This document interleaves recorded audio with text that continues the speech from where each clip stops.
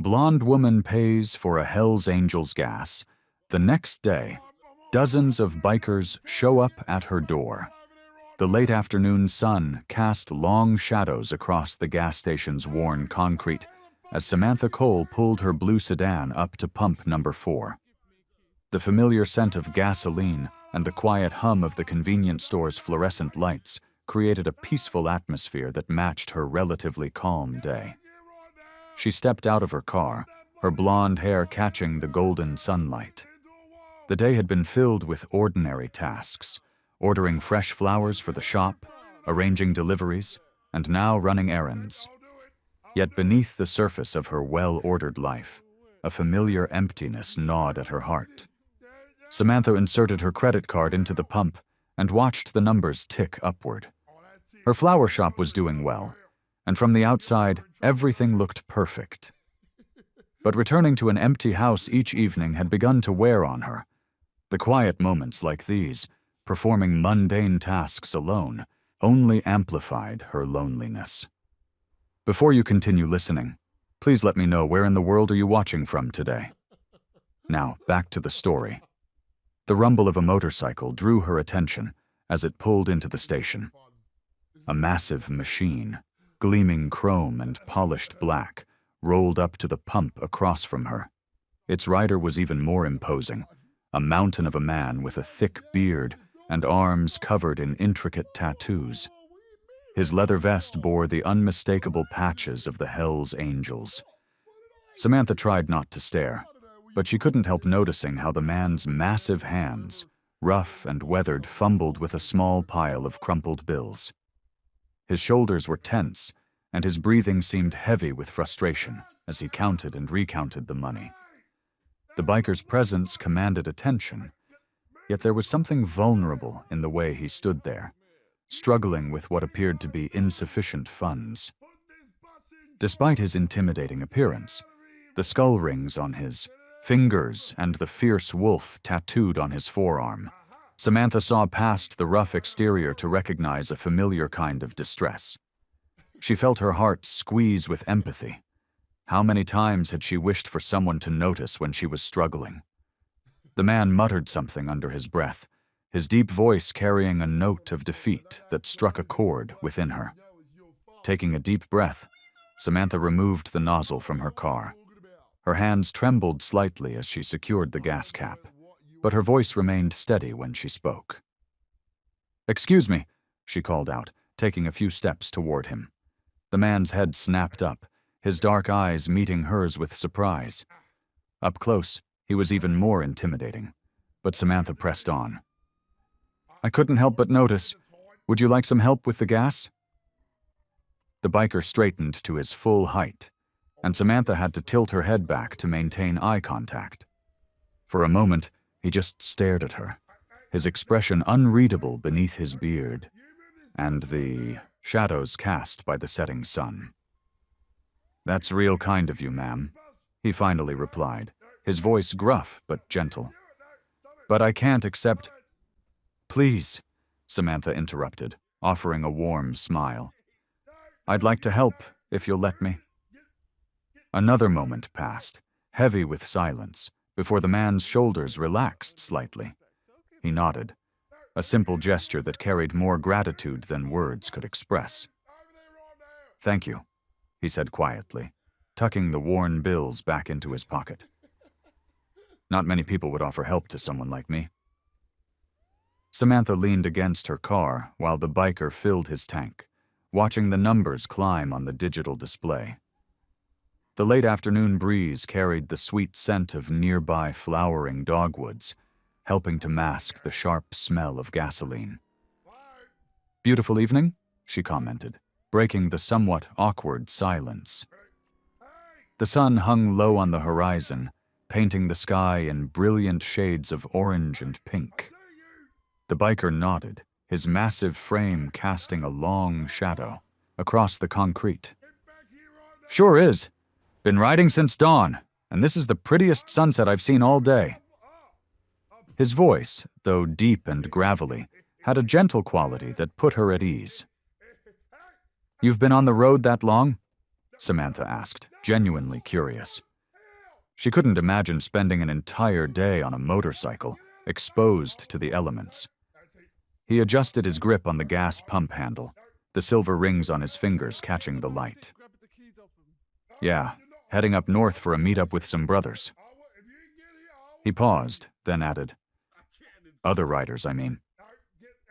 Samantha noticed how his shoulders had relaxed since their initial interaction. The tension that had been evident in his posture while counting money had melted away. "Well, I hope the weather holds up for you. The forecast mentioned possible rain tomorrow." "Wouldn't be the first time I've ridden in the rain," he chuckled, the sound surprisingly warm. "Though I appreciate the heads up. Most folks see someone like me and cross to the other side of the street." The pump clicked off, and he carefully replaced the nozzle. "You know, it means a lot, what you did here. Kind of restores my faith in people." He wiped his hands on a bandana pulled from his back pocket. "World needs more folks like you." Samantha felt her cheeks warm at the compliment. "It's nothing, really. Just trying to help where I can." She pushed off from her car, fishing her keys from her purse. The encounter had been surprisingly pleasant, nothing like what she might have expected from meeting a Hell's Angel at a gas station. As she turned toward her driver's side door, his voice called out behind her. "Hey, I'm Griff," he said, his tone earnest. "Don't think I could have gotten this far without your help." Samantha turned back, offering him a genuine smile. "I'm glad I could help, Griff. Have a safe ride." The simple act of kindness had left her feeling lighter somehow, though she didn't dwell on it. She slipped into her car, started the engine, and pulled, away from the pump, already thinking about the evening ahead and the orders she needed to prepare for tomorrow's deliveries. Through her rearview mirror, she caught a final glimpse of Griff, still standing by his motorcycle, watching her drive away. The image soon faded as she turned onto the main road, and she figured that would be the end of their brief encounter. Samantha sat at her kitchen table, warming her hands around her first cup of coffee. The morning sun filtered through her lace curtains, casting delicate shadows across the worn wooden surface. She loved these quiet moments before the day truly began, before she had to head to the flower shop and tackle her growing list of orders. Taking a sip of coffee, she closed her eyes, savoring the rich aroma. The peaceful morning silence suddenly shattered as a deep rumble filled the air. At first, she thought it might be thunder, but the sound grew steadily louder, more mechanical. Her china cabinet began to rattle slightly. Motorcycle engines. Setting down her cup with trembling hands, Samantha rushed to her front window. The sight before her made her jaw drop. Dozens of motorcycles lined both sides of her normally quiet residential street, their chrome fixtures gleaming in the morning light. Harley-Davidsons of every style and color stretched as far as she could see, and atop each one sat a leather-clad rider. Her heart pounded against her ribs as she recognized the lead rider, Griff. His massive frame was unmistakable, even from a distance. He sat astride a sleek black motorcycle at the head of the pack, his presence commanding and impossible to ignore. "Oh my goodness," she whispered, pressing her hand against the window pane. Her neighbors were already peeking through their curtains, some even stepping onto their porches to get a better look at the extraordinary scene unfolding on their quiet street. The engines cut off one by one, leaving an eerie silence in their wake. Samantha's legs felt wobbly as she made her way to her front door. She hesitated for a moment, her hand hovering over the doorknob. Taking a deep breath, she opened it and stepped onto her small porch. The morning air was crisp, carrying the scent of leather and motor oil. Dozens of faces turned toward her, weathered faces, scarred faces, bearded faces, all watching her with unexpected warmth in their eyes. Many of the bikers wore patches identifying them as members of the Hell's Angels, their leather vests decorated with various badges and insignias. Griff dismounted his bike with surprising grace for such a large man. In his massive hands, he held a gorgeous bouquet of wildflowers, not the kind you'd find in a typical flower shop, but the sort that grew freely along country roads. The colorful blooms looked almost comically delicate in his grip.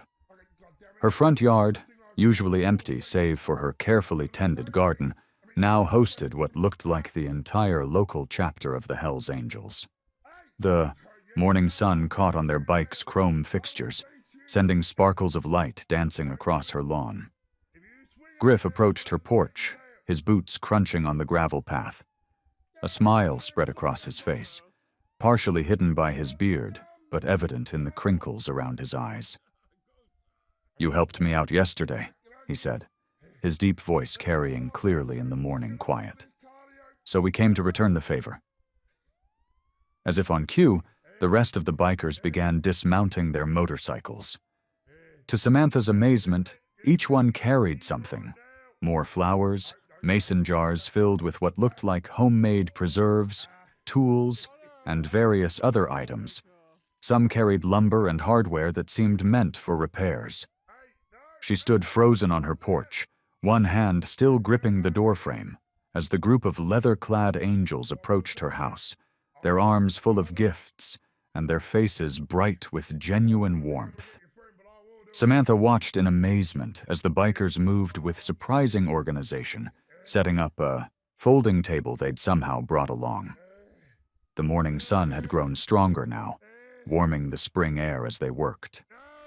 The table sat just outside her flower shop, its weathered wood surface soon covered with their offerings: jars of golden honey, homemade preserves, and tools of all sorts. "I really don't know what to say," she managed, her voice barely above a whisper. The sight of these tough-looking men, covered in tattoos and leather, arranging mason jars with such care made her heart swell with unexpected emotion. A shorter biker with salt and pepper hair stepped forward, extending his hand. "I'm Dutch," he said with a friendly grin. "Been riding with these boys for 20 years now."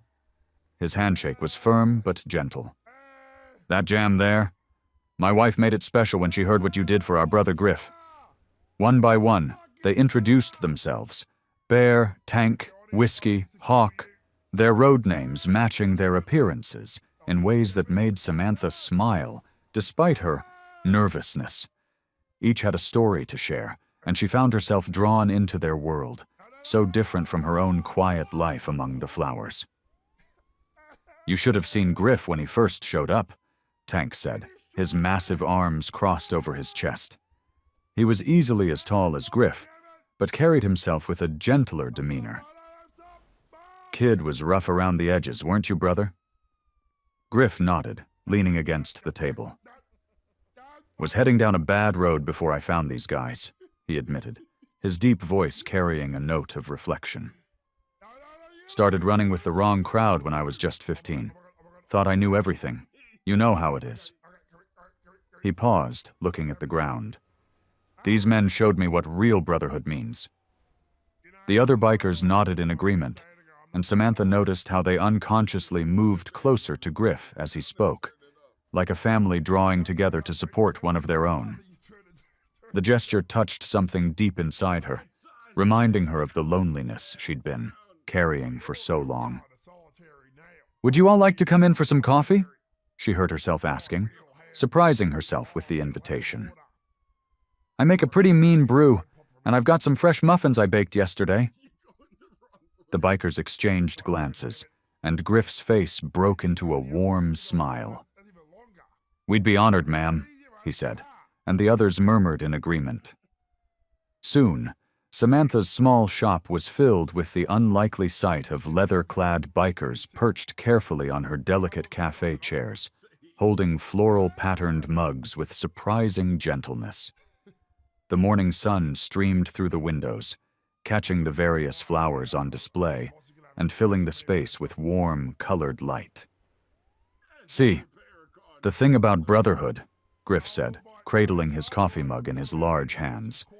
"It's more than just riding together or wearing the same patches. It's about having each other's backs, no matter what." He looked around at his fellow bikers, who nodded in agreement. Loyalty. That's everything to us. When someone shows kindness to one of us, they show kindness to all of us. The others murmured in agreement, and Samantha felt tears pricking at her eyes. She tried to hide them by busying herself with the coffee pot, but she could feel the genuine warmth and appreciation radiating from these unexpected guests.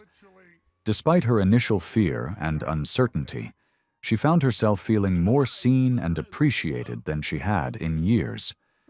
The morning sun filtered through the shop windows, casting rainbow patterns from the crystal vases onto the wooden floor. Samantha arranged a bouquet of pink roses, her fingers working with practiced precision. The familiar rumble of motorcycles drew her attention, and she smiled despite herself. Over the past few days, the sound had become oddly comforting. 3 bikes pulled up outside, Griff's unmistakable black machine in the lead.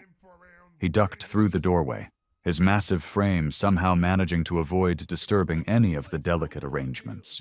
Behind him, Tank and Dutch carried their toolboxes. "That leak in your roof ain't gonna fix itself," Tank announced, heading straight for the back room where water had been dripping during yesterday's rain. Samantha watched them work throughout the day. Tank and Dutch tackled the roof with efficiency, while Griff stayed below, helping her move heavy boxes and reaching the highest shelves she'd never been able to access. The shop slowly transformed.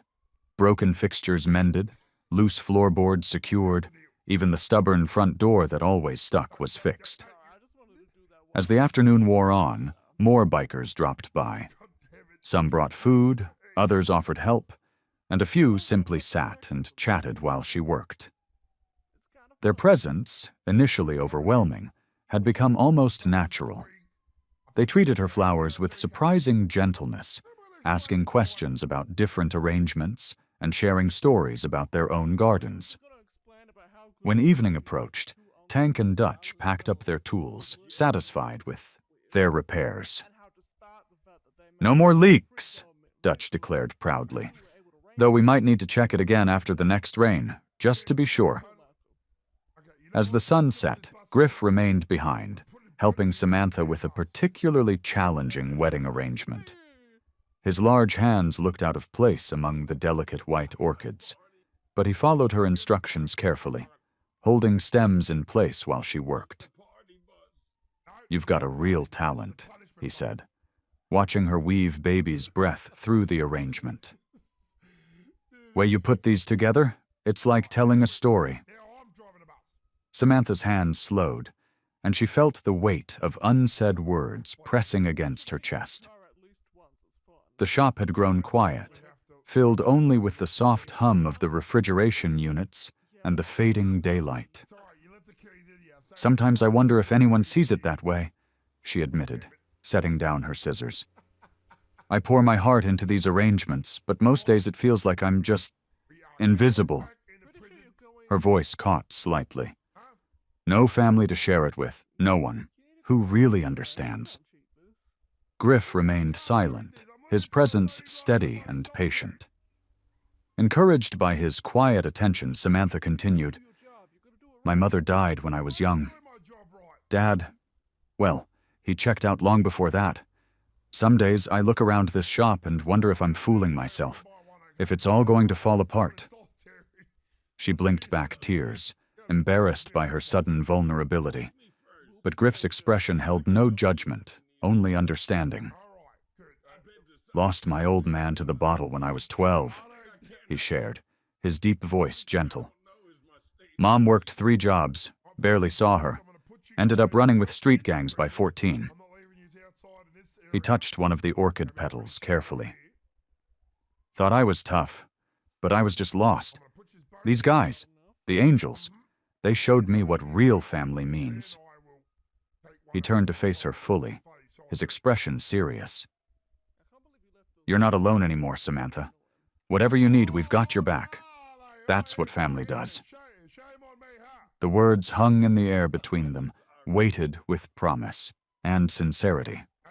Samantha felt something shift inside her, like a long locked door finally opening.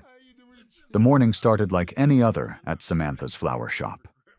She was arranging a display of fresh sunflowers when Mrs. Henderson, one of her regular customers, pushed through the door.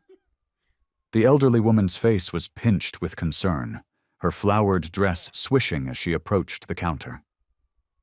"Samantha, dear," Mrs. Henderson's voice dropped to a whisper, though they were alone in the shop. "I've been meaning to talk to you about those people." Samantha's hands stilled on the sunflower stems. "Which people, Mrs. Henderson?" "Those bikers." She said the word like it might summon them. "It's not right. Them hanging around here all the time. What will people think?" Before Samantha could respond, the bell chimed again. Sarah Miller, who owned the bakery down the street, walked in with a similar worried expression. "I'm so glad you're here," Sarah said, clutching her purse. "We've all been talking, and we're concerned about you." Samantha felt her cheeks grow warm. "There's really nothing to be concerned about." "But there is," Mrs. Henderson insisted. "Just yesterday, my grandson told me about how those Hell's Angels were involved in all sorts of trouble up north. Fighting, drinking." She shuddered delicately. Sarah nodded vigorously. "And that big one, what's his name?" "Griff. He looks absolutely terrifying with all those tattoos. I saw him carrying boxes into your shop yesterday. What if he's trying to get close to you for other reasons?"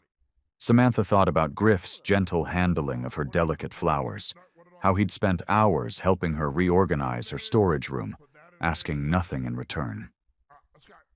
"You don't know him," she said quietly. "That's exactly the point, dear." Mrs. Henderson patted her hand. "None of us know them, and in a town like this, that's dangerous." Throughout the day, more neighbors stopped by. Some were subtle, asking roundabout questions about her new friends. Others were more direct, like Bill Thompson from the hardware store. "Those bikes are scaring away my customers," he complained. "And the noise. It's not good for business, Samantha. Not good at all." By closing time, Samantha's head was spinning. She sat at her work table, absently turning a rose between her fingers. The petals were perfect, unblemished, just like her reputation had been before the bikers arrived. She thought about how Griff and his friends had transformed her shop, fixed things she couldn't afford to repair. How they brought her coffee in the mornings and checked on her late at night. How they treated her like family when she'd been alone for so long. But the townspeople's words echoed in her mind. What if they were right? What if accepting help from the bikers would only lead to trouble? She'd worked hard to build her business, to create a place for herself in this community. The rose slipped from her fingers, landing softly on the table. Outside, she heard the familiar rumble of motorcycles passing by. Some of her customers had already started canceling orders, making excuses about trying something different. The whispers followed her at the grocery store, at church, even at the post office. Samantha stood and walked to the window, watching the street where Griff and his friends usually parked. Their kindness had meant everything to her, but now she wondered if it would come at too high a price.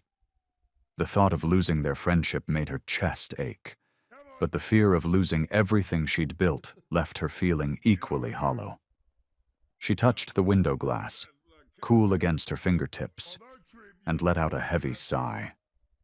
The simple act of kindness at the gas station had grown into something far more complicated than she'd ever imagined. The morning mail brought more than just bills and advertisements. Samantha's hands trembled as she held the official envelope from the town council. The paper was thick, expensive, the kind that usually meant trouble. She settled into her worn office chair behind the counter where fresh roses perfumed the air.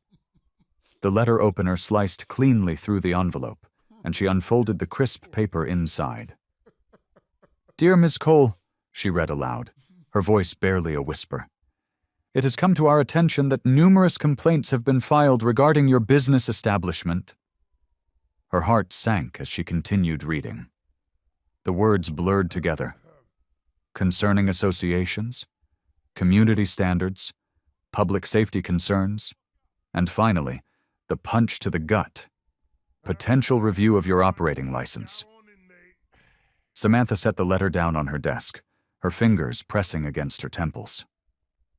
The morning sunlight streamed through the shop windows, catching the dust motes dancing in the air. Everything looked the same, yet somehow different, threatening. The bell above the door chimed, and she quickly stuffed the letter into her desk drawer. Mrs. Peterson walked in, nose held high, and promptly walked out again when she saw Samantha. The silent judgment stung worse than any words could have. Hours crawled by. Samantha mechanically arranged bouquets, her mind constantly returning to the letter hidden in her drawer. When the familiar rumble of Griff's motorcycle approached, her stomach twisted into knots. The bell chimed again, and Griff's massive frame filled the doorway. He was carrying a paper bag that smelled of fresh pastries, their morning ritual for the past few weeks. "Morning, sunshine," he said, his deep voice gentle despite his intimidating appearance. "Brought your favorite, those cinnamon things you like." But today, Samantha couldn't manage her usual smile. Her hands shook as she pulled the letter from her drawer and held it out to him. Griff set down the pastry bag and took the letter, his weathered hands careful with the paper. His expression darkened as he read, jaw tightening beneath his beard. "They can't do this," he said, finally, but his voice held a note of uncertainty. "Can't they?" Samantha's voice cracked. "The council has always been strict about licenses, and now, with all these complaints..." She gestured helplessly at the empty shop. "My regular customers aren't coming anymore. People cross the street when they see me coming." Griff's eyes softened as he looked at her. "Sam, I've worked so hard for this shop," she continued, tears threatening to spill. "It's all I have. After Mom died, this place became my whole world. I can't lose it, Griff. I just can't." Griff moved around the counter, his heavy boots surprisingly quiet on the wooden floor. He placed a gentle hand on her shoulder, and Samantha found herself leaning into the touch, seeking comfort. "Listen to me," he said, his voice firm but kind. "You're not going to lose anything. These small-minded people with their precious opinions, they don't matter. What matters is who you are, and you're one of the best people I've ever met. But the license..."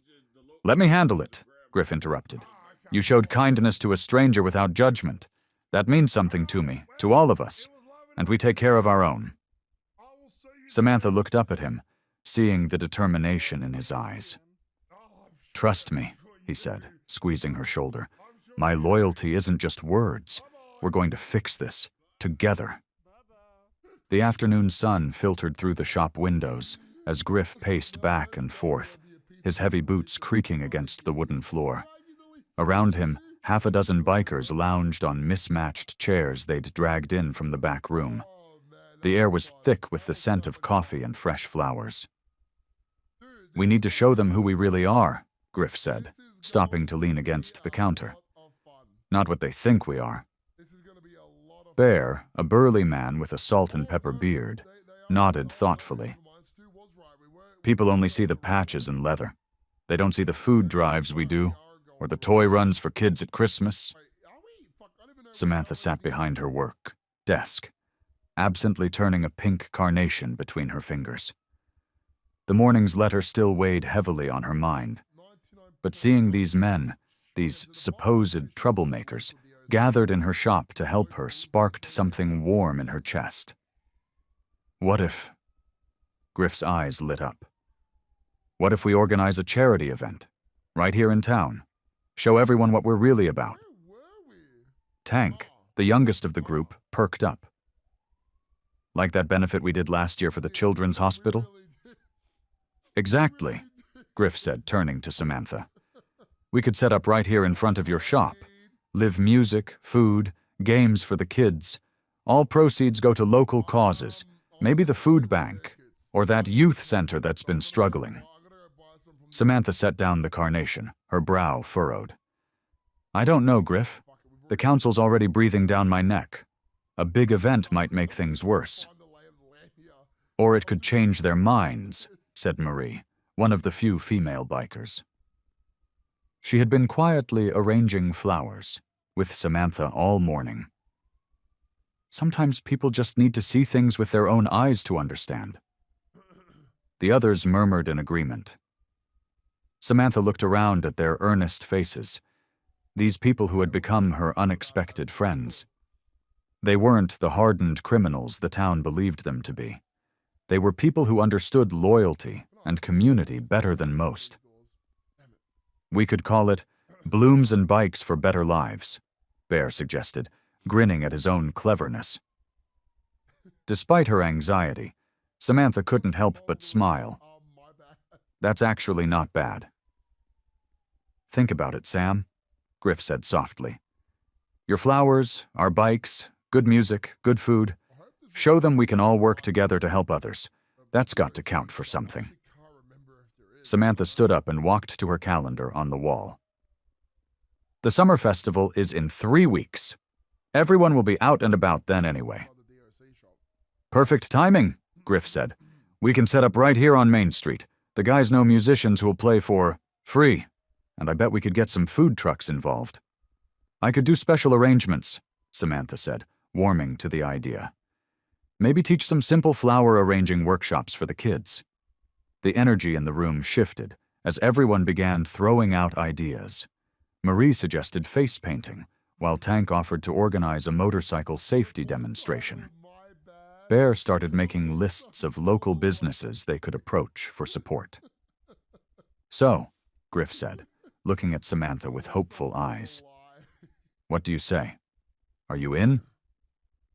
Samantha looked around her shop, at the flowers that had always been her sanctuary, at these unlikely friends who had brought new life to her world. Maybe this was exactly what they all needed.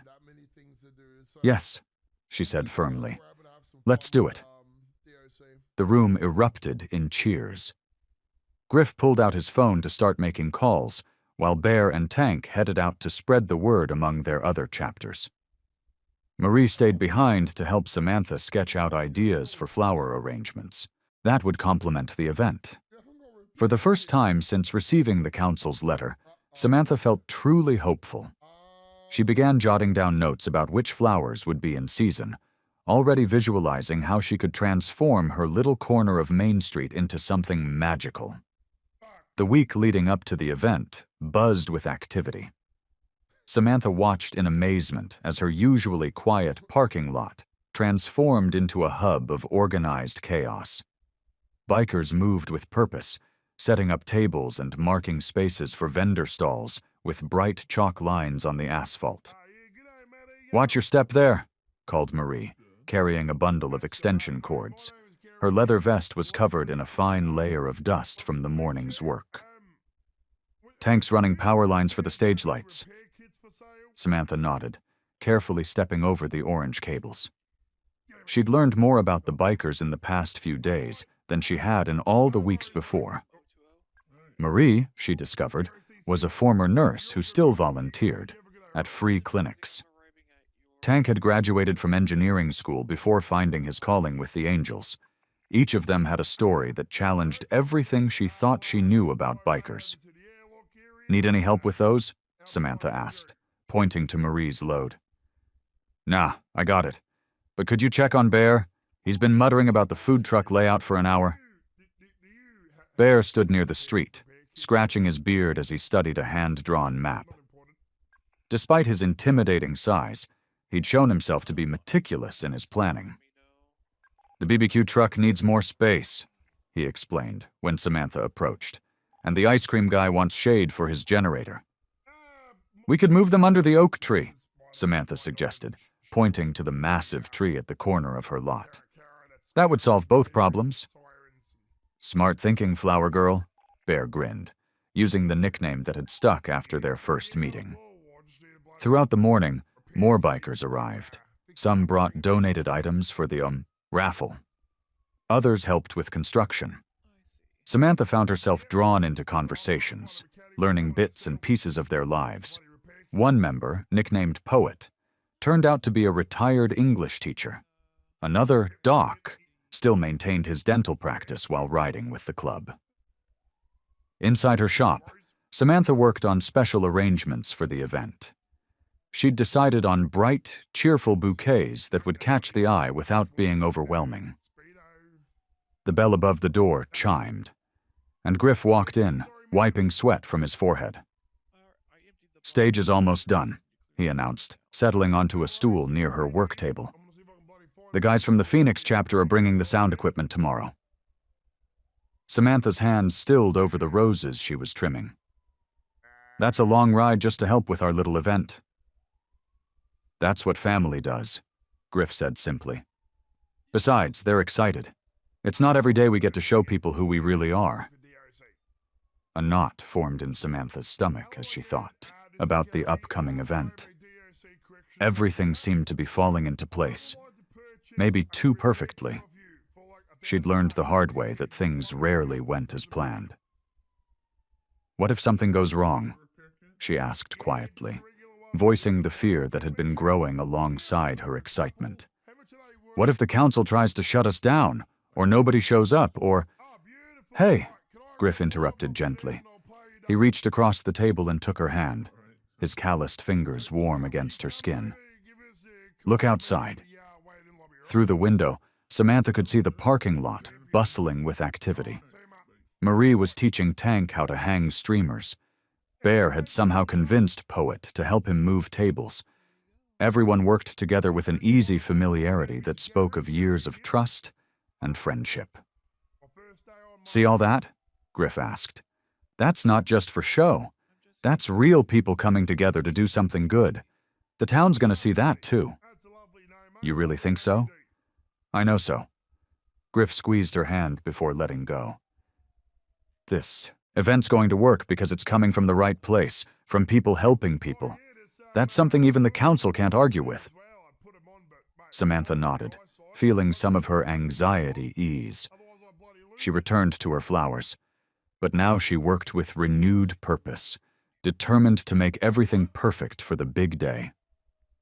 The morning sun painted the sky in brilliant shades of orange and pink as Samantha stood in front of her flower shop, taking in the transformed parking lot.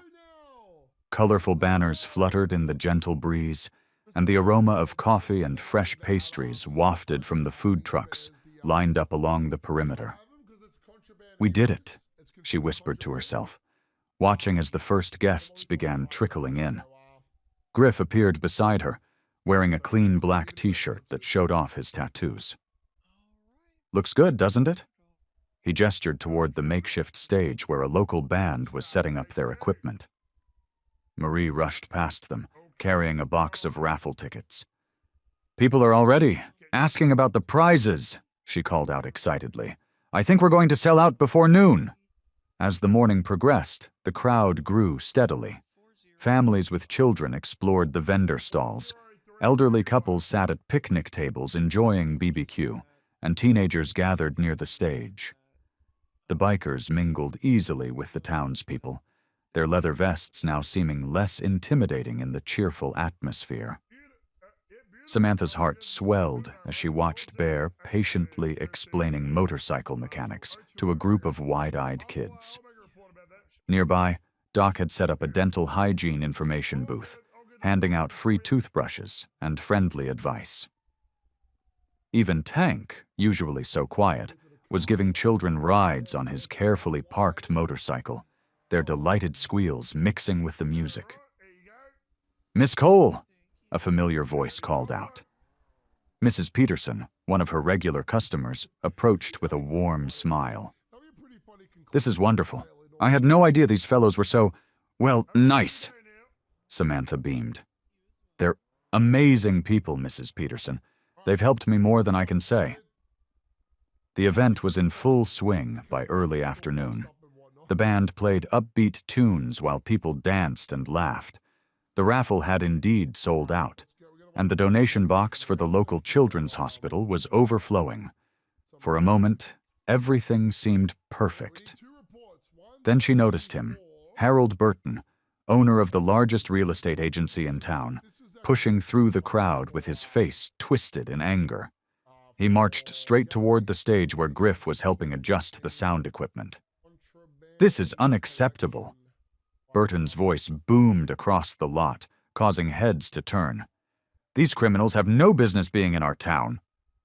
The music scratched to a halt. Samantha's stomach dropped as she hurried toward the confrontation. "Sir," Griff said calmly, stepping down from the stage, "this is a charity event. We're raising money for the children's hospital." "Don't give me that nonsense." Burton's face had turned red. "I know what you people are really about. You're nothing but trouble. I've already called the police." A murmur rippled through the crowd. Parents pulled their children closer, and some people began edging toward their cars. The peaceful atmosphere evaporated as Burton continued his tirade. "You're destroying property values, bringing drugs and violence to our streets." He jabbed a finger at Griff's chest. "And you," he turned to Samantha, "you're just as bad harboring these thugs." Samantha felt her face flush with anger and embarrassment. The sound of approaching sirens cut through the tension, growing louder by the second. 2 police cars pulled into the lot, their lights flashing. The crowd parted as Officer Thompson and his partner stepped out of their vehicles, hands resting on their belts as they surveyed the scene. Officer Thompson approached the group, his face grim but professional. "We've received multiple complaints about noise and unauthorized gathering," he announced, glancing between Burton, Griff, and Samantha. "I'm afraid we'll have to shut this down." "But we have all the permits," Samantha protested, her voice trembling as she fumbled through her folder. "Everything's in order. Look." "The permits aren't the issue," Burton cut in smugly. "These people are a public menace. They're disturbing the peace." Samantha looked around desperately. Families who had been enjoying themselves moments ago were now hurrying to their cars. The band members awkwardly unplugged their instruments, creating a cacophony of feedback that made everyone wince. The cheerful atmosphere had evaporated, replaced by tension and whispers. "Listen," Griff said calmly to Officer Thompson. "We're not looking for trouble. We're raising money for the children's hospital." Officer Thompson shook his head. "I understand, but with the complaints and the potential for escalation." He gestured at Burton, who was still red-faced and agitated. "It's best if we end this now." The bikers began dismantling the setup with quiet efficiency. Tables were folded, chairs stacked, and decorations carefully taken down. Samantha watched helplessly as hours of preparation disappeared in minutes. Her throat felt tight as she saw the donation box being packed away, still full of contributions they'd never get to count. Marie touched her arm gently. "We'll figure something out, honey. Don't let this break you." But Samantha could barely respond. She stood rooted to the spot, watching as the parking lot emptied. The food truck vendors apologetically packed up their unsold goods. The band loaded their equipment into their van. Even the children who had been playing and laughing earlier were gone, their parents hurrying them away as if the bikers might suddenly turn dangerous. Through her blur of tears, she could see people watching from behind curtained windows of nearby shops. Some had their phones out, probably recording everything. Tomorrow, this would be all over the local, social media, another nail in the coffin of her reputation. Bear approached her, his massive frame casting a shadow. "We're sorry, Samantha. We never meant to cause you trouble." His voice was soft, contrasting with his intimidating appearance. "It's not your fault," she managed to say, but her voice cracked. Most of the bikers had mounted their motorcycles now, the rumble of engines filling the air. A few nodded respectfully to her as they pulled away, their chrome glinting in the afternoon sun. The sight of them leaving made her heart sink even further. Only Griff remained, engaged in an intense discussion with Officer Thompson and Burton near the police cars. She couldn't hear what they were saying over the sound of departing vehicles, but Griff's stance was steady, his hands open and calm despite Burton's animated gesturing. Samantha wrapped her arms around herself, feeling smaller with each passing moment. The weight of judgment from the town, the failure of their well-intentioned event, and the uncertainty of what would happen next pressed down on her like a physical burden. But watching Griff stand his ground, refusing to be intimidated or provoked, gave her a tiny spark of hope to cling to. Even as everything fell apart around her, his loyalty remained unshaken. She remained at the edge of her now empty parking lot, watching as Griff continued to advocate for their cause, knowing that without his steadfast support, she would have crumbled completely under the weight of this defeat. The sun was setting when Samantha finally walked into her empty flower shop. The cheerful bell above the door seemed to mock her as she slumped into a chair behind the counter. Her hands still trembled as she tried to sort through the mess of paperwork from the failed event. The rumble of a single motorcycle drew closer, then cut off. A moment later, the bell chimed again as Griff ducked through the doorway. His jaw was clenched tight, and his eyes burned with barely contained anger. "This isn't right," he growled, pacing the small space between displays. "Burton's had it out for us from the start. Did you see how he showed up right when things were going well?" Samantha nodded weakly, brushing away tears she hadn't realized were falling. "Maybe everyone was right. Maybe I should just..." "Don't." Griff's voice was firm but gentle as he stopped pacing. "Don't let them win like this."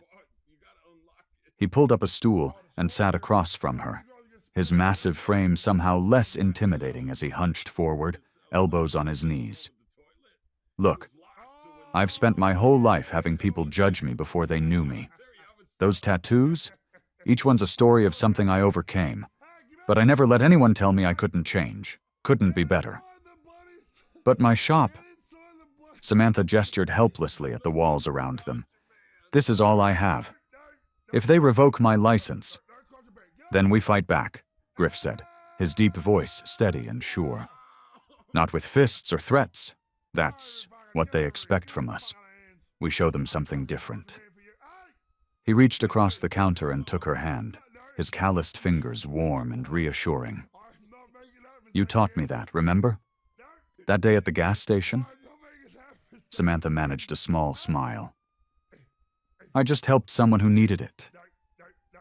"Exactly." Griff squeezed her hand. "And that changed everything for me. Made me remember what it feels like when someone sees past your rough edges." He stood up suddenly, energy radiating from him as he began to pace again. "So we do something they won't expect. Something peaceful. Something beautiful." He gestured at the flowers surrounding them. "These are your weapons, Samantha. Your message." "What do you mean?" She sat up straighter, caught by the intensity in his voice. "A march." Griff turned to face her. "Right through town. But instead of angry signs or loud protests, we hand out flowers. Every biker carries bouquets. We give them to everyone we meet, even Burton." His eyes sparkled. "Show them who we really are, not who they think we are." Samantha felt something stir in her chest. Hope, maybe, or determination. "A peace offering? Better." Griff smiled. "A reminder that beauty can come from unexpected places. That kindness is stronger than fear." She stood up, energy returning as she moved among her flowers. "We could use white lilies for peace," she mused, touching a petal, "and yellow roses for friendship." "The boys would do it," Griff said. Every single one of them would carry flowers through town for you. He paused. For us. Samantha turned to face him, really looked at this man who had become such an unexpected ally. His tattoos told stories of pain, but his eyes held nothing but warmth and loyalty. Okay, she said firmly. Let's do it. Let's show them what real strength looks like. Griff's smile widened. I'll call the guys. We'll plan it right. Permits and everything this time. No one can stop us from walking down a public street with flowers. Dawn broke over the small town as Samantha's fingers moved swiftly through another bouquet. Her shop was filled with the sweet scent of fresh flowers, and around her, leather-clad bikers carefully arranged stems and petals under her guidance. Careful with those lilies, Tommy, she called out to a tattooed man who was wrestling with a particularly stubborn stem. They bruise easily. Never thought I'd be doing flower arranging at 6 in the morning, Tommy grumbled good-naturedly, but his thick fingers moved more gently. Griff stood by the door, coordinating with other bikers as they arrived. Each one entered looking uncertain, but left holding bouquets with surprising care. The morning light caught their chrome belt buckles and jacket zippers, sending little sparkles dancing across the shop walls. That's the last of the permits, Griff announced, waving a stack of papers. Everything's legal and clear. Police know we're coming, and they can't stop us. Samantha nodded, tying off another bouquet with a white ribbon. Her hands were stained green from hours of work, but she couldn't stop smiling. I still can't believe how many of you showed up to help. Told you we take care of our own, Griff replied, his voice gruff but warm.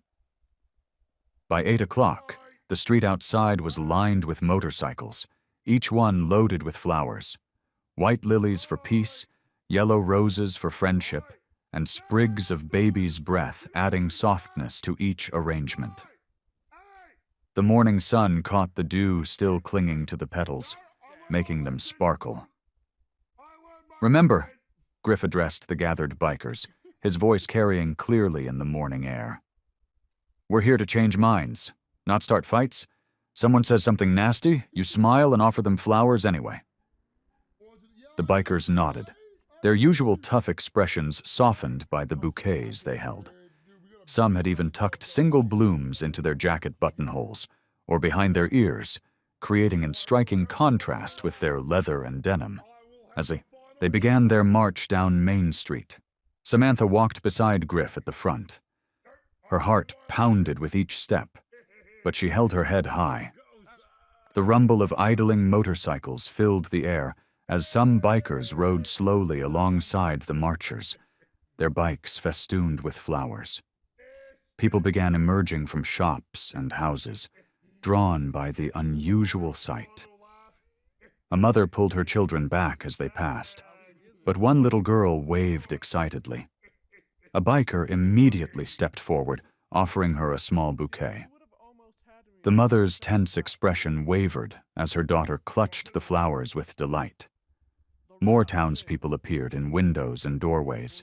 Some scowled, others just stared.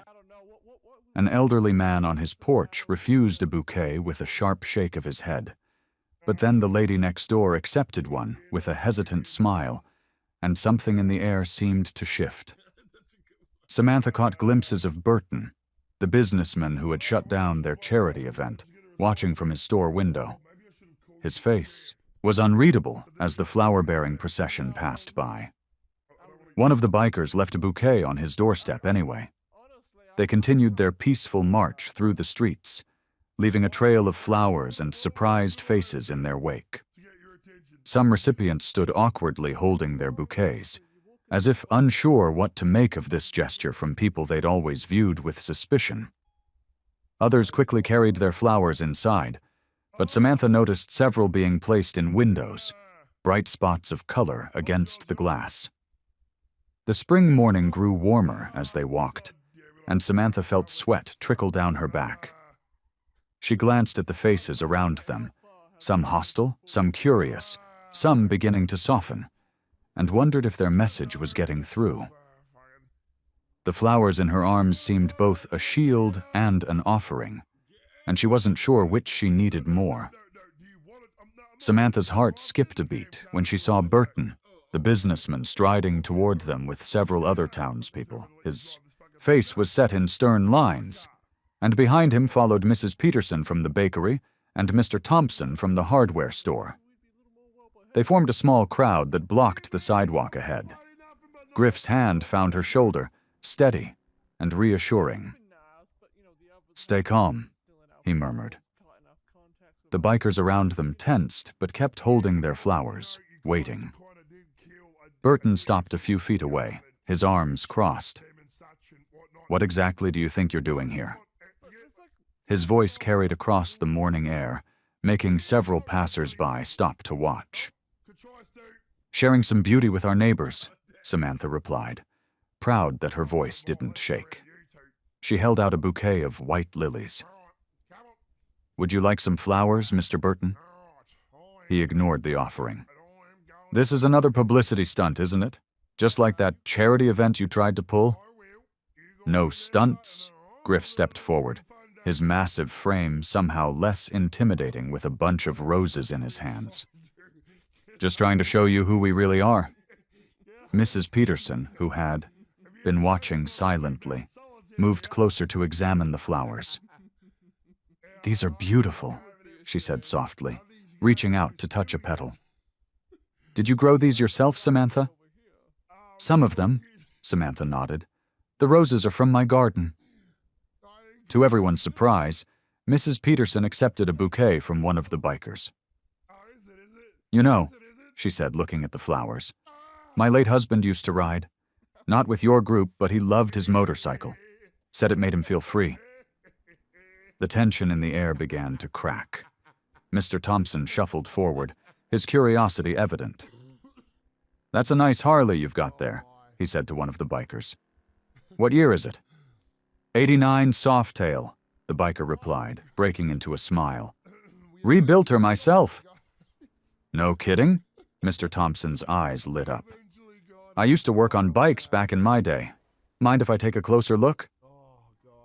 More townspeople began approaching, drawn by the peaceful conversation. A young mother accepted flowers for her children, who stared wide-eyed at the bikers' tattoos.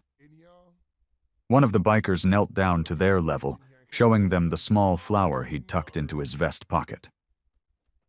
I may have been too quick to judge," Mrs. Peterson admitted, looking between Samantha and Griff. "We all were, perhaps. It's just that we've heard such stories about people like us," Griff finished for her. His voice was gentle. "We know what people think. That's why we're here, to show you something different." Burton remained silent, watching the scene unfold. His stern expression had softened slightly, though he still hadn't accepted any flowers. Around him, more townspeople were stepping forward, asking questions about the motorcycles, about the bikers' lives, about their charity work. "You really helped rebuild the Andersons' barn last month?" someone asked. "Sure did," Tommy answered proudly. "Whole gang pitched in. That's what we do. Help where we can." "I remember when you fixed Mrs. Wilson's roof," another voice added. "Never asked for anything in return." More voices joined in, sharing stories of quiet kindness they'd witnessed but never acknowledged. The morning air filled with conversation and laughter, the earlier tension dissolving like morning mist in sunlight. The afternoon sun cast long shadows across Main Street as Samantha arranged the last of her flowers in the shop window. The morning's march had left her emotionally drained, but hopeful. She heard the bell above the door chime and turned to find Burton standing awkwardly in the entrance, his hands stuffed in his pockets. "Miss Cole," he said, clearing his throat. "Do you have a moment?" Samantha nodded, wiping her hands on her apron. The shop smelled of roses and fresh-cut stems, a comforting scent that seemed to ease some of the tension in Burton's shoulders as he stepped inside. "I've been doing some thinking," he began, running a hand through his graying hair. "About everything that's happened. The charity event, the complaints I made to the council." He paused, looking around at the colorful blooms surrounding them. "I was wrong." Samantha remained quiet, giving him space to continue. A shaft of sunlight caught the dust motes dancing between them, making them sparkle like tiny stars. "You see, when those bikers started showing up, all I could think about were the stories I'd heard. The stereotypes." Burton walked over to a display of lilies, touching one gently. "I never bothered to look past that. Never bothered to see what they were actually doing for our community." "They're good people," Samantha said softly. "They just look a little different on the outside." Burton nodded, a slight smile crossing his face. "I saw that today. The way they were with the children, how they talked about helping the Andersons and Mrs. Wilson." He turned to face her directly. "I saw how much respect they have for you, too. That Griff fellow especially." Samantha felt her cheeks warm slightly. "They've become good friends." "I wanted to apologize," Burton said, straightening his tie. "Not just for the charity event, but for trying to pressure the council about your license. I'll be withdrawing my complaints first thing tomorrow morning." Relief flooded through Samantha, but it wasn't just about her shop anymore. She could see the change in Burton's eyes, the way understanding had replaced judgment. Around them, the flowers seemed to glow in the afternoon light, witnesses to this moment of transformation. "Thank you," she said. "That means a lot, not just to me, but to all of us." Burton nodded, glancing out the window where a few townspeople were still chatting with some of the bikers who had stayed behind. "You know, I think this whole thing has shown us something important about our town. How quick we were to judge, how slow to understand." He smiled ruefully. "Maybe we all needed this wake-up call." Samantha watched as Mrs. Peterson outside showed one of the bikers a photo from her wallet, probably of her late husband on his motorcycle. The scene filled her with quiet joy, not just because of Burton's apology, but because she could see the small changes happening all around them. "I appreciate you coming by," she said to Burton. "It takes courage to admit when we're wrong." "Well," he replied, heading toward the door, "sometimes the best thing we can do is acknowledge our mistakes and try to make them right." He paused with his hand on the doorknob. "You've got good friends there, Miss Cole. I'm sorry I couldn't see that sooner." The bell above Samantha's shop door chimed more frequently these days. Morning light streamed through the front windows, catching the mist from her spray bottle as she tended to a display of fresh lilies. Mrs. Thompson, who had once crossed the street to avoid the bikers, now lingered by the counter, sharing stories about her garden. "Those daisies you suggested are doing wonderfully," Mrs. Thompson said, admiring a new arrangement. "And you know, I saw one of your biker friends helping old Mr. Rogers fix his fence yesterday. Such a nice young man." Samantha smiled, remembering how just weeks ago, the same woman had warned others about those dangerous types hanging around the shop. Now, the sight of leather vests and motorcycles barely raised an eyebrow in town. The afternoon brought a steady stream of customers. Sarah from the bakery stopped by for wedding consultation, no longer worried about what others might think. Even teenagers from the high school dropped in, drawn by the unusual mix of flowers and the occasional rumble of motorcycles outside. "Business is picking up," Jenny, her part-time helper, observed while wrapping a bouquet. "And did you notice? The council put up those new planters you suggested along Main Street." Samantha nodded, touching the petals of a red rose. The town was changing, slowly but surely. Where there had been whispers and closed doors, now there were waves and open conversations. The bikers had become a familiar sight, helping with everything from heavy lifting to minor repairs around town. As evening approached, the shop quieted. Samantha was arranging the last delivery when she heard the distinctive rumble of Griff's motorcycle. He parked outside, his imposing figure silhouetted against the setting sun. "Thought you might want some company," he said, entering with 2 cups of coffee from the diner. His beard couldn't hide his smile as he handed her one. They sat together on the wooden bench by the window, surrounded by the day's remaining flowers. The street outside had taken on a peaceful quality, painted in soft oranges and purples by the sunset. "Remember when people used to scatter when they saw me coming?" Griff chuckled, his deep voice gentle in the quiet shop. Samantha smiled, warming her hands on the coffee cup. "Now they wave you down for help with their gardens." "Never thought I'd be known as the guy who knows about roses," he said, shaking his head. "The guys give me grief about it, but I see them sneaking peeks at your gardening books when they think no one's looking." The light caught the tattoos on his arms, symbols of a harder life that now seemed less threatening to the townspeople who had gotten to know him. Samantha watched as he carefully moved a delicate orchid that had been too close to the edge of its shelf. "You've changed things here," she said softly. "All of you have." Griff turned to her, his eyes serious. "You changed things first. 1 tank of gas, remember?" They sat in comfortable silence, watching the last rays of sun paint the shop in golden light. The flowers cast dancing shadows on the walls, and the evening air carried the mixed scent of coffee and blooms. Outside, a few townspeople walked by, waving through the window at them both. The shop that had once felt like a shelter from loneliness now felt like the heart of something larger. Samantha looked at Griff, seeing past the tough exterior to the friend who had stood by her through everything. His presence, solid and reassuring, had become as much a part of her daily life as the flowers themselves. The morning sun warmed Samantha's face as she unlocked her shop door. A crisp envelope from the town council waited in her mailbox, its official seal gleaming. Her hands trembled slightly as she opened it, remembering the last letter she'd received from them, the one that had threatened her license.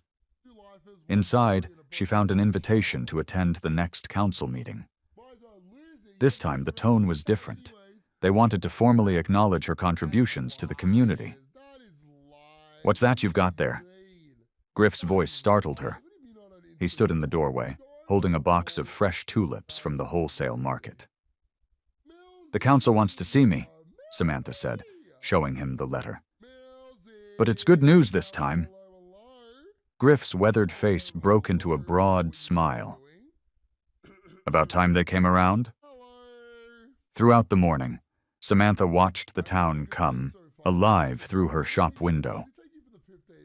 Mrs. Peterson waved as she walked by, stopping to chat with 2 bikers who were fixing a broken bench outside the library. The scene would have been unthinkable just months ago. That afternoon, Samantha entered the council chambers, Griff by her side. The room was packed with familiar faces, shopkeepers, residents, and several members of the motorcycle club. Mayor Wilson, who had once expressed concerns about the bikers, now stood at the podium with a warm smile. "Ms. Cole," the mayor began, his voice carrying through the hushed room. "We've asked you here today because our town has undergone remarkable changes. What started with one act of kindness at a gas station has grown into something extraordinary." Samantha felt Griff's reassuring presence beside her as the mayor continued. "Your flower shop has become more than just a business. It's become a symbol of community unity. The partnership you've formed with the motorcycle club has shown us all that appearances can be deceiving, and that kindness knows no boundaries." The council members nodded in agreement. Mr. Thompson, the businessman who had initially opposed the bikers, stood up. "I want to personally apologize for my previous actions. These past weeks have shown me how wrong I was. The bikers have become valuable members of our community, and it all started with you, Samantha." Councilwoman Davis stepped forward with an official document. "We're pleased to announce that not only is your shop's license secure, but we're naming your establishment as a cornerstone business of our town's revitalization project." Applause filled the chamber. Samantha felt tears welling up in her eyes as she accepted the certificate. Looking around the room, she saw nothing but friendly faces. The baker who now supplied muffins for the bikers' weekend meetings, the librarian who had started a reading program with their help, and countless others whose lives had been touched by this unexpected alliance. Griff squeezed her shoulder gently. His presence reminded her of how far they'd come, from a chance encounter at a gas station to this moment of community celebration. "Thank you," Samantha addressed the council, her voice steady despite her emotions. "But this isn't just about me. It's about everyone in this room who chose to open their hearts and minds. It's about learning to look past the surface and finding the good in unexpected places." The mayor smiled, presenting her with a bouquet of flowers, purchased, fittingly, from her own shop. "Your kindness has transformed our town, Miss Cole. We're grateful for both you and your friends." As Samantha stood there, surrounded by support and acceptance, she felt a profound sense of belonging. The lonely days of running her shop in isolation seemed like a distant memory. Now, her world was filled with genuine connections and unwavering friendship. After the council meeting, Samantha and Griff walked back to her flower shop in comfortable silence.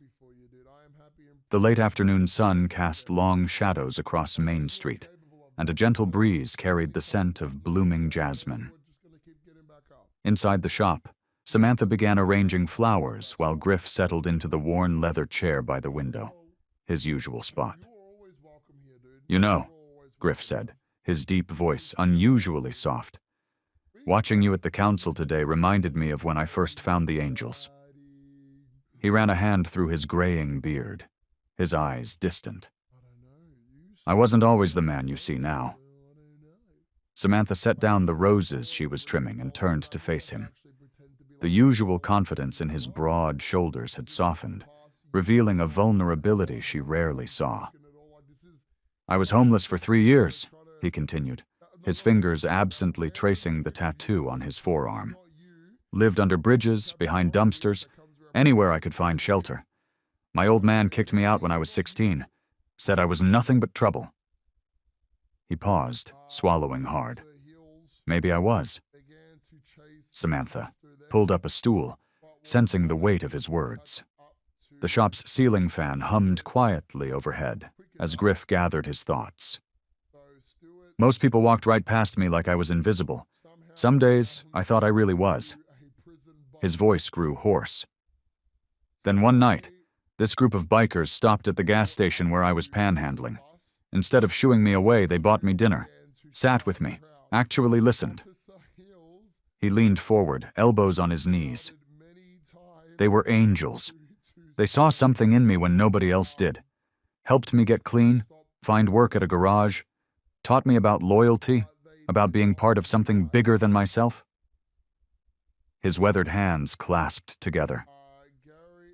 "The brotherhood became the family I never had. It wasn't easy at first," he continued. "Had to prove myself, earn their trust. But they stood by me, even when I stumbled. They showed me that everyone deserves a second chance." Samantha watched as Griff's eyes grew misty. The tough exterior she'd grown accustomed to had cracked open, revealing the deep wells of emotion beneath. "That's why what you did that day at the gas station meant so much," he said, meeting her gaze. "You didn't see a scary biker or judge me by my cuts. You just saw someone who needed help." Samantha felt her own eyes welling up. "I know what it's like to feel invisible," she whispered. "After Mom died, Dad checked out completely. I learned pretty quick that sometimes the loneliest place is right in the middle of a crowd." Griff nodded, understanding flowing between them. "We're both fighters, aren't we? Had to scratch and claw for everything we've got." "Yeah," Samantha agreed softly. "I guess we have." The setting sun painted the shop in warm amber light as they sat together, Two souls who had found their way through darkness to build something meaningful. Without words, they recognized in each other the same resilient spirit, the same determination to create beauty from pain. Griff reached out and squeezed her hand gently, the gesture saying more than words ever could. In that quiet moment, surrounded by flowers and fading sunlight, Samantha felt the walls around her heart soften just a little more. The morning light filtered through the flower shop's windows, casting rainbow patterns across the wooden floor from the crystal wind chimes. Samantha was arranging a bouquet of sunflowers when Griff walked in, his face unusually pale. He held his phone in his hand like it might bite him. "Karen called," he said, his voice rough. "My ex-wife." Samantha's fingers stilled on the flower stems. She'd known Griff was once married, but he rarely spoke about it. What did she want? Griff settled into his leather chair, running a hand through his beard. "Says she wants to meet, talk things through after all these years." He looked down at his boots. "Says she needs closure." The word closure hung in the air between them. Samantha moved to the counter, wiping her hands on her apron. "Are you going? To see her?" "Think I have to." He looked up at her, his eyes troubled. "Some ghosts don't rest until you face them." Samantha nodded, trying to ignore the knot forming in her stomach. She knew nothing about Karen except that their marriage had ended badly, long before Griff joined the Angels. "When?" "Tomorrow afternoon. She's passing through town." He studied Samantha's face. "You're awful quiet." She forced a smile, but her hands twisted the apron strings. I don't know how to feel about it." The admission came out softer than she intended. "I mean, she was your wife." Griff stood up and crossed to her, his large frame casting a shadow over the counter. "Sam, that was a lifetime ago. I was a different person then. We both were." "I know." She busied herself organizing the ribbon spools. "It's just, what if she wants to get back together?" Griff's laugh was gentle. "That ship sailed so long ago it's probably reached China by now." Despite herself, Samantha smiled, but uncertainty still gnawed at her. "Will you tell me about her someday?" "If you want." He reached across the counter and took her hand, his calloused fingers warm against hers. "But right now she's just someone I need to make peace with. Nothing more." Samantha squeezed his hand, trying to convey understanding she wasn't sure she felt. "I'll be here when you get back." "I know you will." He smiled, but she could see the tension in his shoulders. "That's one of the things I love most about you." The next day crawled by like molasses. Samantha threw herself into work, creating arrangements with fierce concentration. But her mind kept wandering to Griff, imagining him sitting across from his ex-wife, dredging up old memories. When the bell above the shop door chimed late that afternoon, she looked up to find Griff standing there. His face was drawn, and his eyes held a faraway look she'd never seen before. "Hey," she said softly. He crossed to her in 3 long strides and pulled her into a hug. She could feel him trembling slightly. "It's done," he murmured into her hair. "We said what needed saying. Made our peace." He pulled back to look at her, his eyes clear now and certain. But seeing her just confirmed what I already knew. "What's that?" "That the past is exactly where it belongs, in the past." His hand came up to cup her cheek. "I've got something better now, something real." Samantha leaned into his touch, feeling the knot in her stomach finally begin to unravel. The ghost of Karen might always hover at the edges of their story, but she realized that didn't diminish what she and Griff had built together. The morning started with whispers. Samantha heard them as she walked to her shop, hushed conversations that stopped when she got too close. Something was brewing in the small town, and she could feel it in the air like an approaching storm. By mid-morning, Mrs. Henderson from the local garden club stormed into the flower shop, her face pinched with disapproval. "Did you hear what those bikers of yours did last night?" Samantha looked up from arranging roses. "What are you talking about?" "The park!" Mrs. Henderson's voice rose an octave. "It's a complete mess. Beer bottles everywhere, trash scattered all over. And everyone knows it was them." Samantha's heart sank. She knew the bikers hadn't done anything. They'd been helping her with inventory until late last night. But before she could defend them, more accusations followed. Throughout the day, people trickled in, each with a new complaint. The park was just the beginning. Someone claimed they'd seen bikers threatening kids at the playground. Another swore they were dealing drugs behind the library. None of it was true, but the stories spread like wildfire. Griff arrived just as Samantha was closing up, his face grim. "Heard about the rumors," he said, leaning against the counter. "Some folks are trying real hard to run us out of town." "But why now?" Samantha asked, frustration clear in her voice. "Things were getting better. People were starting to accept you." "Maybe that's exactly why," Griff replied, his deep voice thoughtful. "Change scares some people. They'd rather believe the worst than admit they might have been wrong about us." Outside, a group of townspeople had gathered, led by Tom Watson, the hardware store owner. Their voices carried through the windows, demanding that the bikers leave town for good. Griff straightened up, his massive frame casting a shadow in the dimming light. "Well, guess it's time to show them what we're really about." He pulled out his phone and made a few calls. Within 30 minutes, the rumble of motorcycles filled the air as dozens of Hell's Angels arrived. The crowd outside grew quieter, watching warily as the bikers parked their machines. But instead of confrontation, Griff led his brothers toward the park. Each biker carried trash bags and cleaning supplies.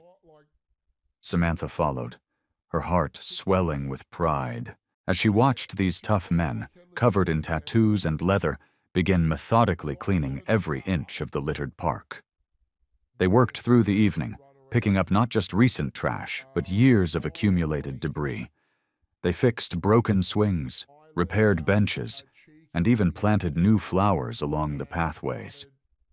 Some of them had brought power tools and began repairing the old gazebo that had been falling apart for years. The watching crowd slowly transformed from hostile to curious. A few children ventured closer, fascinated by the bikers' tattoos and machines. One little girl offered her half-eaten sandwich to a burly biker named Bear, who accepted it with a gentle smile that transformed his fierce face. As the sun began to set, the park looked better than it had in decades. The bikers gathered their tools, their clothes dirty from honest work. Tom Watson approached Griff, his earlier anger replaced by something like shame. We were wrong," he admitted, looking around at the transformed park. "All this time, we've been judging you without really seeing you." Samantha watched as more townspeople stepped forward, their hostility melting away in the face of such selfless service. The bikers had proved themselves not with words or threats, but with actions that spoke volumes about who they really were. The morning light streamed through the windows of Samantha's flower shop, casting rainbow patterns through the crystal vases on display. She stood at her workbench, arranging a bouquet of sunflowers and roses, when she noticed something different about the street outside. People weren't hurrying past her shop anymore. They were stopping, waving, smiling through the windows. Mrs. Henderson, who had once been so quick to judge, pushed open the door with her hip, carrying a fresh-baked apple pie. For you and those wonderful friends of yours, she said, placing it on the counter. My herald says the park hasn't looked this good since we were teenagers. Samantha smiled, touching one of the sunflower petals gently. It's amazing what people can do when they work together. Throughout the morning, more townspeople stopped by. Tom Watson from the hardware store brought her a new set of garden tools. For the shop, he said gruffly, but his eyes were kind. Figured you might need these, what with all the new business coming your way. He was right. Business had nearly doubled since the park cleanup. But it wasn't just about the flowers anymore. Her shop had become a gathering place, where bikers in leather jackets chatted with elderly ladies about rose cultivation, and where children stopped by after school to hear Bear's increasingly elaborate stories about his adventures on the road. Around noon, Griff walked in, ducking his head slightly under the doorframe as always. He carried a newspaper which he laid on the counter with a grin. You seen this yet? Samantha picked it up, her eyes widening at the headline. Local florist and biker gang transform town's heart. The article praised the unexpected partnership that had brought the community together, complete with photos of the park cleanup and quotes from townspeople about how their prejudices had been challenged and changed. I never thought, Samantha began, her voice catching. When I helped you that day at the gas station, I was just doing what felt right. I never imagined it would lead to all this.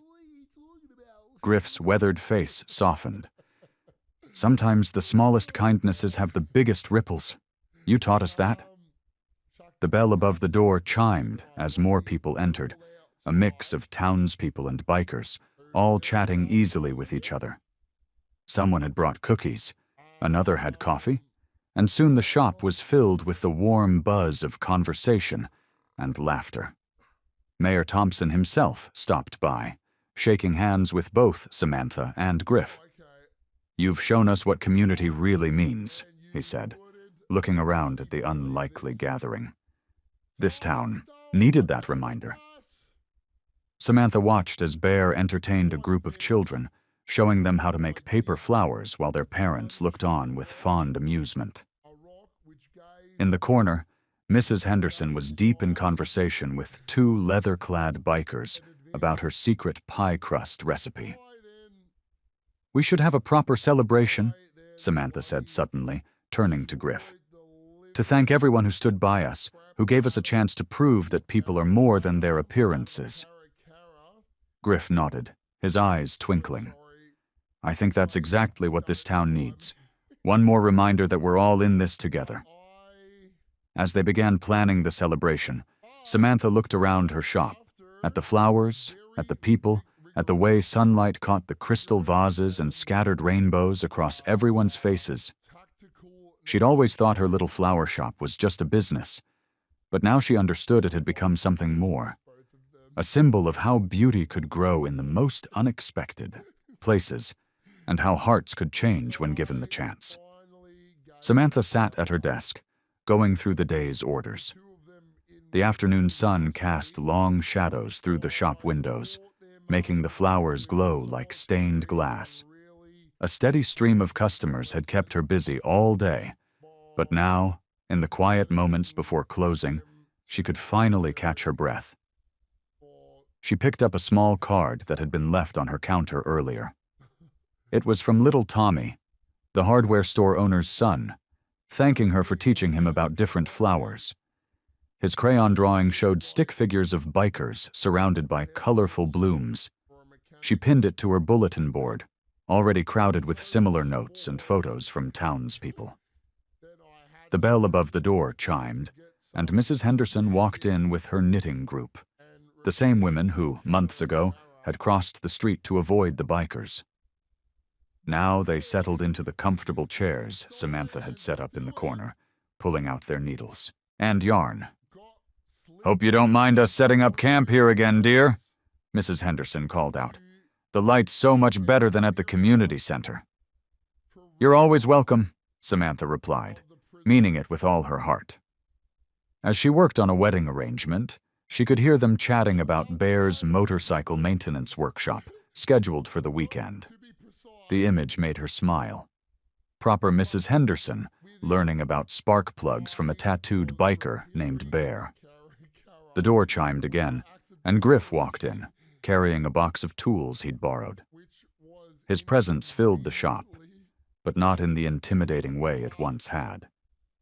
Now it felt like comfort, like coming home.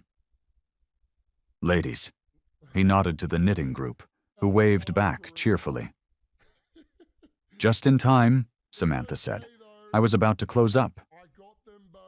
She watched as he carefully put away the tools, noting how at ease he seemed in her space. The shop had become a second home to many of the bikers, and somehow that felt exactly right.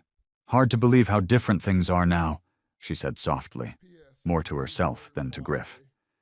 He looked up, understanding in his eyes. "You did that, you know. Took a chance on us when nobody else would."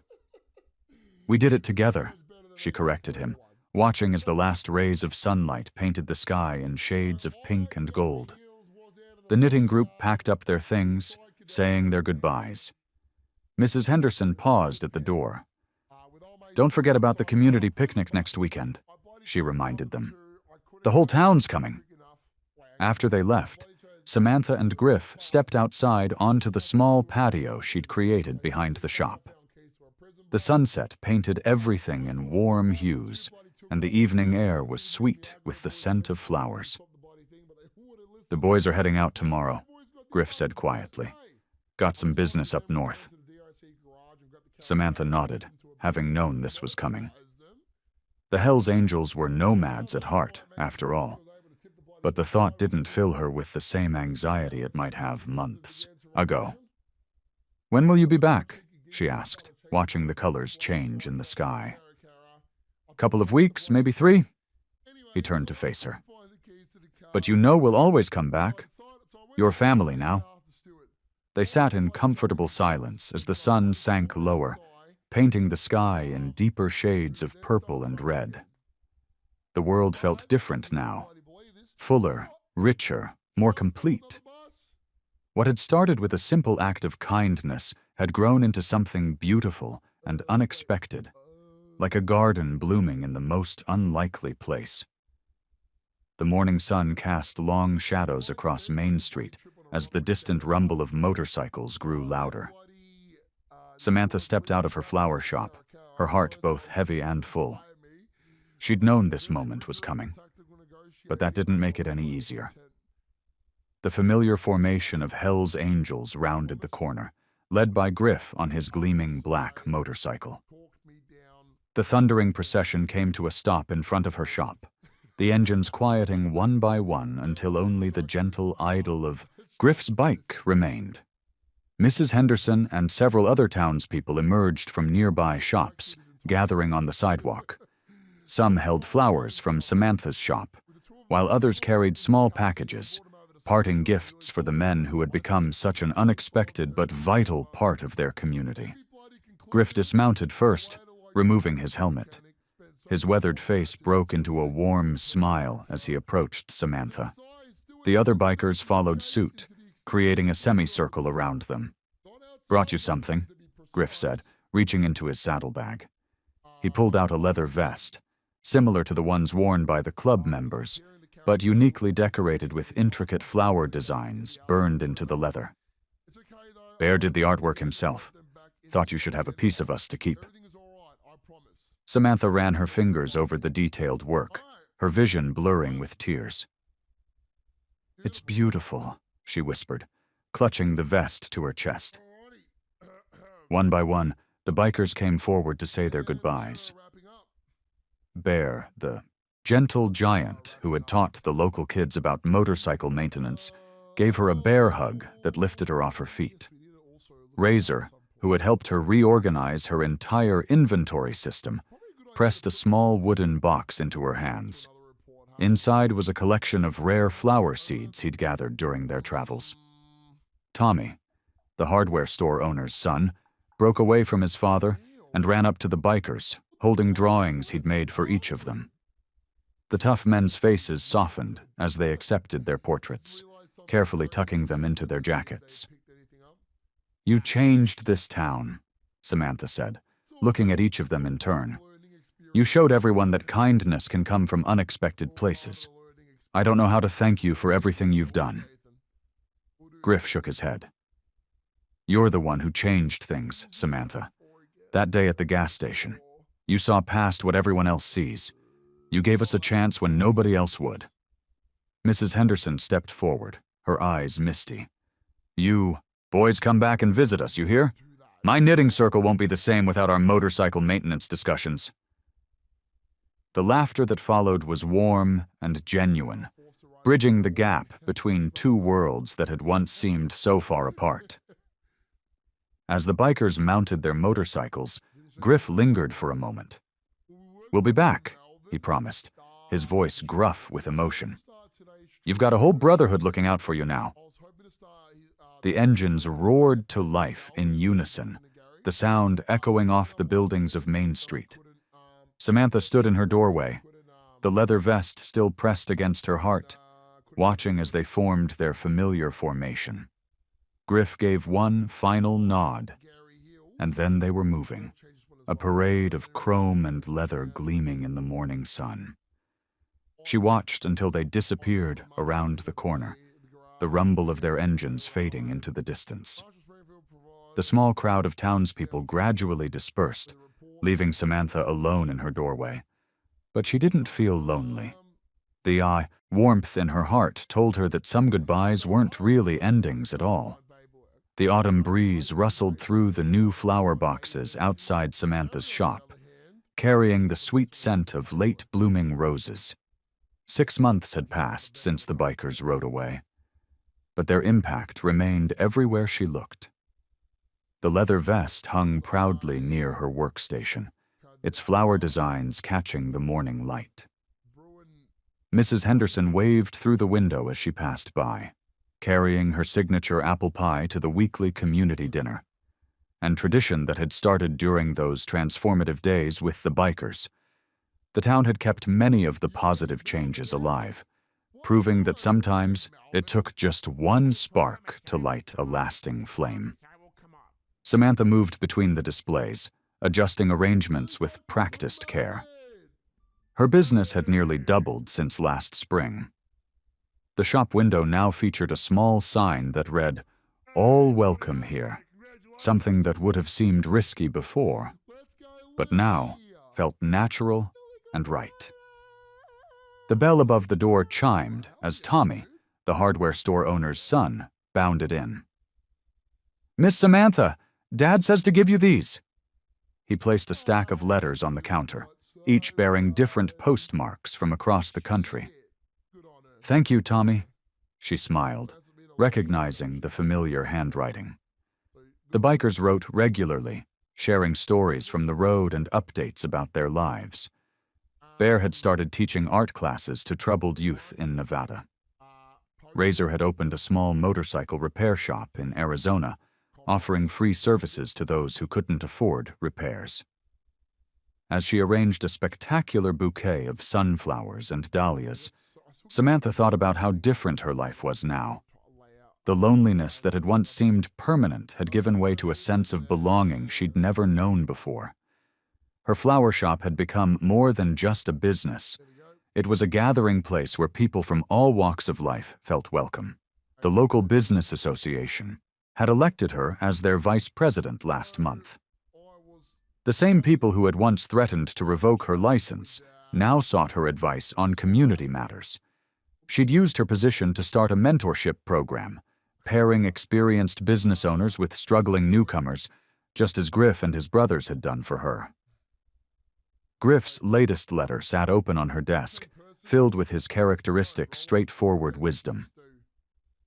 "Sometimes the smallest act of kindness," he'd written, "can start a chain reaction that changes everything." She thought back to that day at the gas station, how such a simple gesture had transformed not just her life, but an entire community. The afternoon sun streamed through the shop windows, casting rainbow patterns through the crystal vases on display. Samantha added the final touch to her arrangement, a single white rose in the center of the sunflowers. Each flower seemed to tell its own story of beauty and resilience, much like the unexpected friendship between a lonely florist and a group of bikers who had proved that judgments often hide the truest hearts. Working with the flowers, Samantha felt a deep sense of peace. Her hands moved deliberately, each stem finding its perfect place in the arrangement. The shop hummed with the quiet energy of regular customers coming and going, exchanging warm greetings and sharing stories of their days. The lessons she'd learned about kindness, loyalty, and redemption had become part of who she was now. They showed in every bouquet she created, every smile she shared, every moment she chose to see past appearances to the heart beneath. As she adjusted the last bloom in the arrangement, Samantha glanced out at the street where it had all begun and smiled, knowing that kindness truly does change the world. I hope you like this story. Please share what's your favorite part of the story and where in the world you are watching from. Have a wonderful day.